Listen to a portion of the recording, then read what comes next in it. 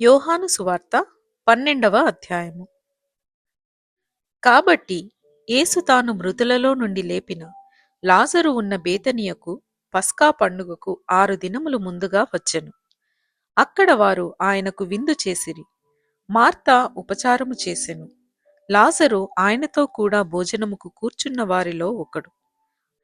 అప్పుడు మరియ మిక్కిలి విలువగల అచ్చ జటామాంసి అత్తరు ఒక సేరున్నర ఎత్తు తీసుకొని యేసు పాదములకు పూసి తన తల వెంట్రుకలతో ఆయన పాదములు తుడిచెను.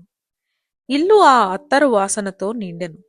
ఆయన శిష్యులలో ఒకడు అనగా ఆయనను అప్పగింపనైయున్న ఇస్కరియోతు యూదా ఈ అత్తరెందుకు 300 దేనారములకు అమ్మి బీదలకు ఇయ్యలేదనెను. వాడీలాగు చెప్పినది బీదల మీద శ్రద్ధ కలిగి కాదు కాని వాడు దొంగయ్యుండి తన దగ్గర డబ్బు సంచి ఉండినందున అందులో వేయబడినది దొంగిలించుచూ వచ్చెను గనుక అలాగు చెప్పెను. కాబట్టి యేసు, నన్ను పాతిపెట్టు దినమునకు ఆమెను దీని నుంచుకొననీయుడి. బీదలు ఎల్లప్పుడూ మీతో కూడా ఉందురు కాని నేనెల్లప్పుడూ మీతో ఉండనని చెప్పెను. కాబట్టి యూదులలో సామాన్య జనులు ఆయన అక్కడ ఉన్నాడని తెలుసుకొని యేసును చూచుటకు మాత్రమే కాక మృతులలో నుండి ఆయన లేపిన లాజరును కూడా చూడవచ్చిరి. అతనిని బట్టి యూదులలో అనేకులు తమ వారిని విడిచి యేసునందు విశ్వాసముంచిరి గనుక ప్రధాన యాజకులు లాజరును కూడా చంపనాలోచన చేసిరి.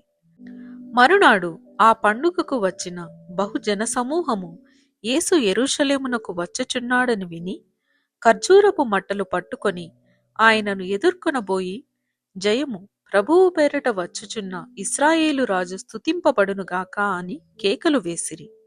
సీయోను కుమారి, భయపడకుము, ఇదిగో నీ రాజు గాడిద పిల్ల మీద ఆసీనుడై వచ్చుచున్నాడు అని వ్రాయబడిన ప్రకారము యేసు ఒక చిన్న గాడిదను కనుగొని దానిమీద కూర్చుండెను. ఆయన శిష్యులు ఈ మాటలు మొదట గ్రహింపలేదు కాని యేసు మహిమపరచబడినప్పుడు అవి ఆయనను గూర్చి వ్రాయబడిననియు వారాయనకు వాటిని చేసిరనియు జ్ఞాపకమునకు తెచ్చుకొనిరి. ఆయన లాజరును సమాధిలో నుండి పిలిచి మృతులలో నుండి అతను లేపినప్పుడు ఆయనతో కూడా ఉండిన జనులు సాక్ష్యమిచ్చిరి. అందుచేత ఆయన ఆ సూచక క్రియ చేసెనని జనులు విని ఆయనను ఎదుర్కొనబోయిరి. కావున పరిసయులు ఒకరితో ఒకరు, మన ప్రయత్నములెట్లు నిష్ప్రయోజనమైపోయినవో చూడుడి, ఇదిగో లోకము ఆయన వెంట పోయినదని చెప్పుకొనిరి. ఆ పండుగలో ఆరాధింపవచ్చిన వారిలో కొందరు గ్రీసు దేశస్థులు ఉండిరి. వారు గలిలయలోని బెత్సయిదా వాడైన ఫిలిప్పు నొద్దకు వచ్చి, అయ్యా, మేము యేసును చూడగోరుచున్నామని అతనితో చెప్పగా ఫిలిప్పు వచ్చి ఆంద్రెయతో చెప్పెను. ఆంద్రెయయు ఫిలిప్పును వచ్చి యేసుతో చెప్పిరి. అందుకు యేసు వారితో ఇట్లనెను, మనుష్య కుమారుడు మహిమ పొందవలసిన గడియ వచ్చియున్నది. గోధుమ గింజ భూమిలో పడి చావకుండిన ఎడల అది ఒంటిగానే యుండును. అది చచ్చిన ఎడల విస్తారముగా ఫలించును. తన ప్రాణమును ప్రేమించువాడు దానిని పోగొట్టుకొనును. ఈ లోకములో తన ప్రాణమును ద్వేషించువాడు నిత్య జీవము కొరకు దానిని కాపాడుకొనునని మీతో నిశ్చయముగా చెప్పుచున్నాను. ఒకడు నన్ను సేవించిన ఎడల నన్ను వెంబడింపవలెను. అప్పుడు నేను ఎక్కడ ఉందునో అక్కడ నా సేవకుడును ఉండును. ఒకడు నన్ను సేవించిన ఎడల నా తండ్రి అతని ఘనపరచును. ఇప్పుడు నా ప్రాణము కలవరపడుచున్నది. నేనేమందును, తండ్రి, ఈ గడియ తటస్థింపకుండా నన్ను తప్పించుము. అయినను ఇందుకోసరమే నేను ఈ గడియకు వచ్చి తిని, తండ్రి, నీ నామము మహిమపరచుమని చెప్పెను. అంతటా నేను దానిని మహిమపరిచితిని, మరలా మహిమపరతును అని ఒక శబ్దము ఆకాశము నుండి వచ్చెను. కాబట్టి అక్కడ నిలుచుండి వినిన జనసమూహము ఉరిమెను అనిరి. మరికొందరు దేవదూత ఒకడు ఆయనతో మాటలాడిననిరి. అందుకు యేసు, ఈ శబ్దము నా కొరకు రాలేదు, మీ కొరకే వచ్చెను. ఇప్పుడు ఈ లోకమునకు తీర్పు జరుగుచున్నది. ఇప్పుడు ఈ లోకాధికారి బయటకు త్రోసివేయబడును. నేను భూమి మీద నుండి పైకెత్తబడిన ఎడల అందరినీ నా యొద్దకు ఆకర్షించుకొందునని చెప్పెను. తాను ఏ విధముగా మరణము పొందవలసియుండెనో సూచించుచు ఆయన ఈ మాట చెప్పెను.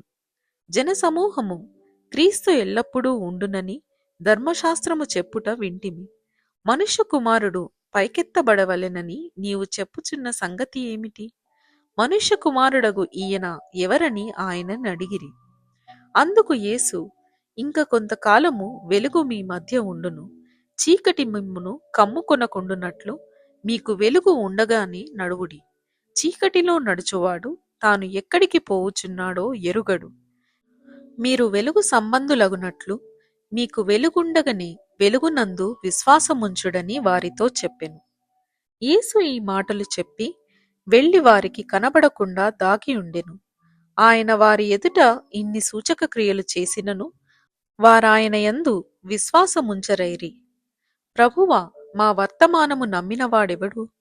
ప్రభువు యొక్క బాహువు ఎవనికి బయలుపరచబడెను అని ప్రవక్తయైన యెషయా చెప్పిన వాక్యము నెరవేరునట్లు ఇది జరిగెను. ఇందుచేత వారు నమ్మలేకపోయిరి. ఏలయనగా వారు కన్నులతో చూచి హృదయముతో గ్రహించి మనస్సు మార్చుకొని నా వలన స్వస్థపరచబడకుండునట్లు ఆయన వారి కన్నులకు అంధత్వము కలుగజేసి వారి హృదయము కఠినపరిచెను అని యెషయా మరియొక చోట చెప్పెను. యెషయా ఆయన మహిమను చూచినందున ఆయనను గూర్చి ఈ మాటలు చెప్పెను. అయినను అధికారులలో కూడా అనేకులు ఆయన యందు విశ్వాసముంచిరి కాని సమాజములో నుండి వెలివేయబడుదమేమో అని పరిసయ్యులకు భయపడి వారు ఒప్పుకొనలేదు. వారు దేవుని మెప్పు కంటే మనుషుల మెప్పును ఎక్కువగా అపేక్షించిరి. అంతట యేసు బిగ్గరగా ఇట్లనెను, నాయందు విశ్వాసముంచువాడు నాయందు కాదు, నన్ను పంపిన వాని యందే విశ్వాసముంచుచున్నాడు. నన్ను చూచువాడు నన్ను పంపిన వానినే చూచుచున్నాడు. నాయందు విశ్వాసముంచు ప్రతివాడు చీకటిలో నిలిచి ఉండకుండునట్లు నేను ఈ లోకమునకు వెలుగుగా వచ్చియున్నాను. ఎవడైనను నా మాటలు వినియు వాటిని గైకొనకుండిన ఎడల నేనతనికి తీర్పు తీర్చను. నేను లోకమునకు తీర్పు తీర్చుటకు రాలేదు కాని లోకమును రక్షించుటకే వచ్చి తిని. నన్ను నిరాకరించి నా మాటలను అంగీకరింపని వానికి తీర్పు తీర్చువాడొకడు కలడు. నేను చెప్పిన మాటయే అంత్యదినమందు వానికి తీర్పు తీర్చును. ఏలయనగా నా అంతట నేనే మాటలాడలేదు. నేను ఏమనవలెను, ఏమి మాటలాడవలెను దానిని గూర్చి నన్ను పంపిన తండ్రియే నాకాజ్ఞ ఇచ్చియున్నాడు. మరియు ఆయన ఆజ్ఞ నిత్యజీవమని నేనెరుగుదును గనుక నేను చెప్పు సంగతులను తండ్రి నాతో చెప్పిన ప్రకారము చెప్పుచున్నానెను. ఇంతటితో 12వ అధ్యాయము ముగింపు.